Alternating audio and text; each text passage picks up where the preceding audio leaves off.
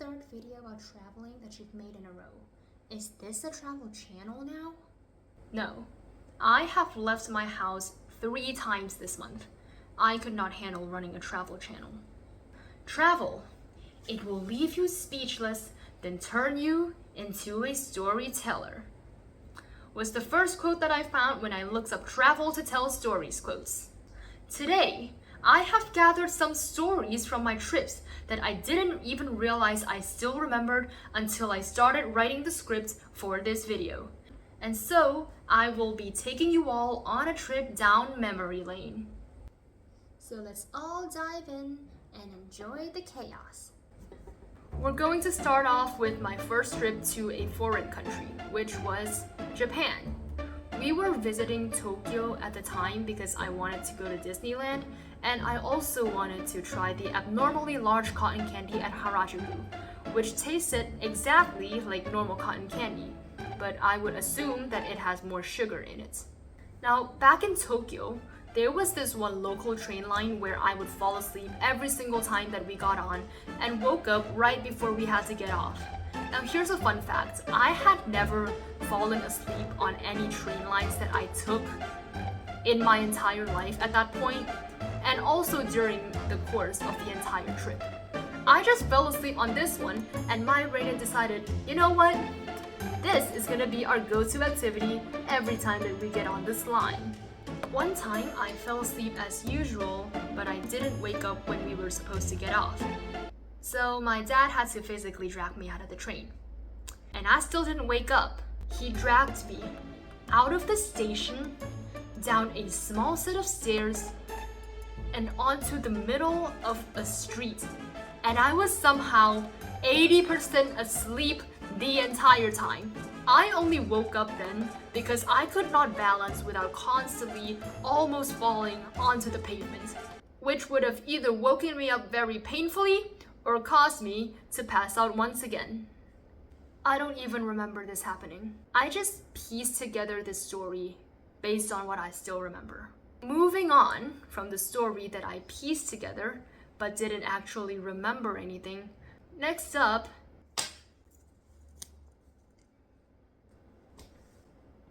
I have a story that I remember concerningly well because of how salty I was, not were. It was during a student exchange trip to China that my teacher somehow privately took us on, but our parents did go with us. We attended school as a part of the exchange program for 5 days, and for the rest of the days we visited some tourist attractions and did some other activities on our own. One of the activities was this one challenge, where we were given a budget to go shopping for food. Then on the next day, we were gonna have a picnic on a mountain where there was no restaurant. And that's how you know that we couldn't mess up. We were also competing to see who made the best food, but for some reason, each of the teams got an unequal budget. Now with me on the team and my absolute lack of luck when it comes to doing challenges, my team unsurprisingly got the smallest budget. And I'm pretty sure one of the teams got over twice my budget, which is just adding insult to injury at that point. But I could be wrong. This was 6 years ago. For the actual challenge, one of the things that we bought was a bucket of cashew nuts. Now, you, just like Keith, may be asking, what were you trying to do with a bucket of cashew nuts? That's an interesting question. My answer is that I don't know. But we bought it anyway. We also bought a few things like some bread and jam, but we were really hurrying to get things. So we were quickly putting things in our shopping cart just like people do in grocery stores, and we never questioned it. After we finished shopping, we went to check out our items because it was illegal to take things out of the store without paying for them, both in real life and in the challenge. Actually, I can't confirm that latter part, but I would hope that it was. Our overall was over 100 yuan, and I stood there in shock because I had no idea how that happened. We definitely didn't buy that many things that would have added up to 100. The price of the cashew nuts was written like this, so we assumed that it was 7.28 because we couldn't see the point and these two numbers were clearly smaller. But it turns out that the price was 72.8. Our budget was 40 yuan. So that one item was nearly double our budget. So not only are you bad at taking care of plushies, but turns out you're also bad at financial management. Well, Keith, in my defense, I was like 9 years old back then. Well, you're 17 now and you're still bad at taking care of plushies, so half my statement is still correct. You know what, Keith? You're actually 100% correct. But I don't like what you're saying, so I'm going to remove you from the video. It's just me now. Okay, I'm kidding. On the next day, the second day of this competition, I had a really bad feeling. We, my team, had technically broken the rules, but nobody knew about it just yet. In fact, no one was talking about the challenge at all. We went up the mountain. I don't remember anything from that. Not even how the mountain looked, because there wasn't anything for me to be salty about. And then lunchtime came. Would I do well in the cooking challenge despite mindlessly putting random things in my carts? Will I be exposed for technically cheating although no one knew about it yet? No, because we went to have lunch at a restaurant that we were told did not exist. So I was just being salty over something that didn't even matter. Nobody talked about what was supposed to be the cooking challenge for the rest of the day, or the rest of the trip, in fact. I don't know if they canceled the challenge and I was the only person on that trip who didn't know, or if 15 people just collectively forgot about why we went shopping the previous day. This next story was from the first trip that I went where I didn't have my parents with me throughout the entire trip. It was this STEM and entrepreneur camp. I think it was organized by Thai people, but it was held in Malaysia. During this camp, they made us play a game called Taipan, where we were allowed to buy and sell four things: the general items, arms, silk, and opium.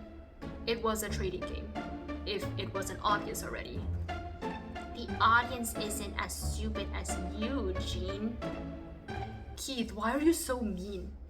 Now, the point of the game was to get rich and not die. That was literally it. Back then, I did not get very rich because the well-behaved child in me felt bad having drugs in my possession in a fictional game that had no consequences on my daily life whatsoever. But I have been downloading this game to play it twice, then delete it every 2 to 8 months over the past 6 years, and I have honed my craft. Not only can I get rich from selling opium, but I've also found a loophole in the game that allows you to launder your money and truly become a filthy rich billionaire. Also, I played this recently because I got reminded of it while writing this video. And in one of the games, my net worth was over $1 billion, from selling opium and laundering money, regular businesswoman things. Then I closed the app to go do something else, and when I opened it back up to resume the game, this is what showed up. I think that I either got too rich that it broke the game, or I finally got caught utilizing the glitch that allowed me to launder money after years of using it and getting away with it. I also did attempt to vlog on this trip, but I ended up never touching the footage ever again. So I guess that you could say that I've always had it in me to procrastinate on making videos until I forget about what's happened in them. Oops. So a few weeks ago, I went on a class trip to Pattaya with my classmates because it's a class trip. Keith is gonna figure out how to call me stupid again, isn't he? We went via train, and it was my first time riding a long-distance train in Thailand. And let me tell you, It was amazing. I didn't get motion sickness like I would in a car, and I don't have to deal with traffic. Revolutionary. I wish I could take it everywhere. Why isn't Thailand doing this more? Now, one thing about this train, which might be a little bit nitpicky, was that it went at the speed of a sightseeing train. Although all I could see in my sight was long uncut grass and rusty aluminium roofs. That was the only part of the trip that I was able to come up with a joke for, so I didn't make a whole video on it. We hung out in our pool villa during the entire course of the trip, except for when we needed to get food. I think you can see why I didn't make a video on that. Also, Keith was on this trip and I just left him in my bedroom for like 10 hours. But regardless, I did have a lot of fun. And that is all the stories that I have as of right now. I hope you all enjoyed the video. And in order to be upfront and transparent with my audience about how little I actually leave my house, the next video will finally not be about traveling. Thank you all for watching, and I hope that the rest of your day goes